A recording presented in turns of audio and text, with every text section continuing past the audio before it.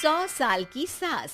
अरे मम्मी जी, थोड़ा उम्र के हिसाब से काम किया करो। कहीं कुछ हो गया तो लोग बोलेंगे बहू ने बूढ़ी सास का ध्यान नहीं रखा। बहू, तुम भी थोड़ा कम और धीरे बोला करो। कहीं चिल्लाते हुए कभी कुछ हो गया तो वही लोग बोलेंगे 100 साल की सास भली चंगी बैठी है और बहू बेचारी चलती बनी। वैसे मम्मी जी, दादी बिल्कुल ठीक बोल रही हैं। हैं? क्या ठीक बोल रही है? वो जो कुछ भी बोले वो सास है, पर तुम क्यों बोल रही हो? बहू होकर सास से जुबान लड़ाओगी क्या? ऐसा बोलते हुए निर्मला को धसका उठ जाता है। कहा था ना, मत चिल्ला मत चिल्ला। तुझे बिना सास और बहू से जुबान लड़ाए बिना शांति नहीं मिलती।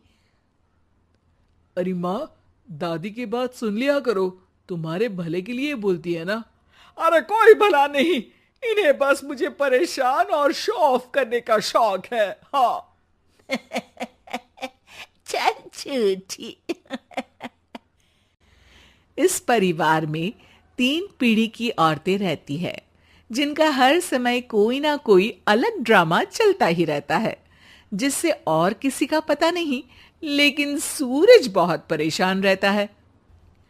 माँ, पियाली और दादी, आप तीनों के पास एक दूसरे को सास बहू वाले ताने देने के अलावा कुछ काम हो या नहीं, पर मेरे पास जरूर है।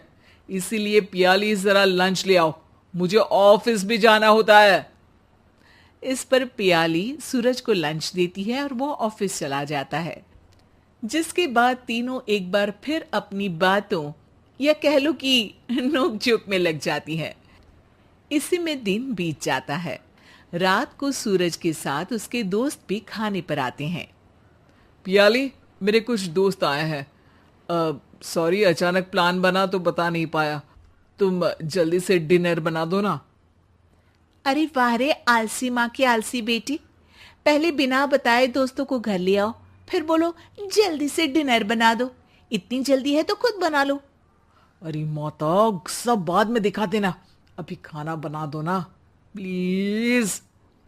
ऐसा बोल के सूरज दोस्तों के पास जाकर बैठ जाता है और पियाली डिनर की टेंशन में अपनी सास के पास पहुंच जाती है, जो अपने कमरे में आराम कर रही होती है। मम्मी, सूरज अचानक दोस्तों को घर ले आए हैं, क्या करूं अब? कुछ ऐसा बताओ ना जो जल्दी बन जाए और सर्व करते हुए भी अच्छा लगे। अरे रेस्टोरेंट से मंगा ले, दोबारा परेशान मत करना, सोने दे मुझे। इतने में दादी सास भी वहां आ जाती है। वाह, आलसी का आइडिया भी उसी की तरह बेकार है। कोरोना में बाहर से खाना मंगाएंगे। बहू, तुम सो ही जाओ, वही काम अच्छे से कर सकती हो। चल पियाली, मैं बताती हूँ क्या करना है। इस पर दादी सास पियाली के साथ मिलकर सारे मेहमानों के लिए खाना बनाती है, जिससे उन्हें ज्यादा मेहनत भी नहीं करनी पड़ती और सबका पेट भी भर जाता है। दादी के इस आइडिया से पियाली और सूरज बहुत इम्प्रेस हो जाते हैं। दादी, क्या यही खाना आपकी इस उम्र में इतना एक्टिव रहने और एंडलेस लाइफ का राज है? वैसे दादी ने आज तक राज किसी को बताया नहीं। इन्होंने ससुर जी तक को नहीं बताया, तभी तो वो ऊपर पहुंच गए और ये अभी तक यही है। तेरी सास मेरे ऊपर पहुंचने का ही इंतजार कर रही है, पर इस आलसी का ये सपना पूरा नहीं होने वाला। क्यों जी, अमर होने का वरदान लेकर आई हो क्या? अमर का पता नहीं, पर लगता है तुझसे लंबा जरूर जी लूंगी। इससे पहले कि दोनों सास बहू में कोई बहस शुरू होती, पियाली बीच में बोल पड़ती है। ठीक है, आप दोनों लड़ क्यों रही हैं? हम तो चाहते हैं कि आप दोनों हमारे साथ हमेशा रहें। पियाली की बातों पर दोनों शांत हो जाते हैं और उनकी लाइफ पहले जैसे चलने लगती है, जहां दादी सुबह जल्दी उठकर कुछ न कुछ काम करते हुए पूरा दिन बिताती है, तो वहीं निर्मला और पियाली लेट उठने से लेकर धीरे धीरे आलस में काम करना और जब मर्जी सो जाने से अपना दिन बिताती हैं। एक दिन निर्मला की सहेली उनके घर आती है। अरे क्यों रे निर्मला, कैसे चल रही है जिंदगी? सब बढ़िया, बस ये बुढ़िया ऊपर जाए तो ज्यादा अच्छा होगा। अरे ऐसा क्यों बोलती हो? तुम्हें तो उनसे सीखना चाहिए, वो बहुत फुर्तीली हैं। मैं उन्हें रोज मॉर्निंग वॉक करते हुए देखती हूँ, और वहीं तुम और तुम्हारी बहू हैं जिन्होंने शायद सुबह का सूरज आज तक देखा ही नहीं होगा। सहेली की बात सुनते ही निर्मला भड़क कर चिल्लाते हुए पियाली और अपनी सास को वहां बुलाती है, जिनके साथ सूरज भी वहां आ जाता है, और ये सब देख सहेली वहां से चली जाती है। अरे सासू माँ, आपको हमसे क्या दिक्कत है? अब तो मेरी सहेलियां भी आपकी वजह से मुझे ताने देने लगी हैं। मम्मी जी, कुछ तो लोग कहेंगे, लोगों का काम है कहना, आप इग्नोर करो ना। अच्छा वैसे महारानी, वो तुम्हें भी वही सब बोल रही थी? है? मैंने क्या किया?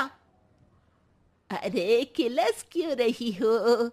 अब तो समझो और अपना लाइफस्टाइल सुधारो। ओ मोरी मैया, अब हमारा लाइफस्टाइल भी खराब हो गया क्या? आपका तो हाई फाई है ना, बस उतना ही ठीक है। तुम लोग हमेशा पूछते हो ना कि मेरी इस उम्र और अभी भी इतने एक्टिव रहने का राज क्या है, तो वो ये लाइफ स्टाइल ही है, जिसे हाई फाई नहीं पर सिंपल कहते हैं। दादी, अब कहना क्या चाहती हो? यही कि मैंने अपनी जिंदगी में बहुत किताबें पढ़ी हैं, जिनमें एक किताब से मुझे ये समझ में आया कि हम कितने गलत तरीके से जिंदगी जीते हैं। उसी के बाद मैंने एक अच्छे जीवन के लिए इकिगाई रूल अपनाया, जिसका मकसद तो सिर्फ अच्छा जीवन जीना था। इतना लंबा कैसे जी गई मुझे खुद अचंभा होता है। ओह, तो मतलब आप मुझे परेशान नहीं करती थी? वो तो आप करती हैं। वैसे ये इकिगाई क्या है?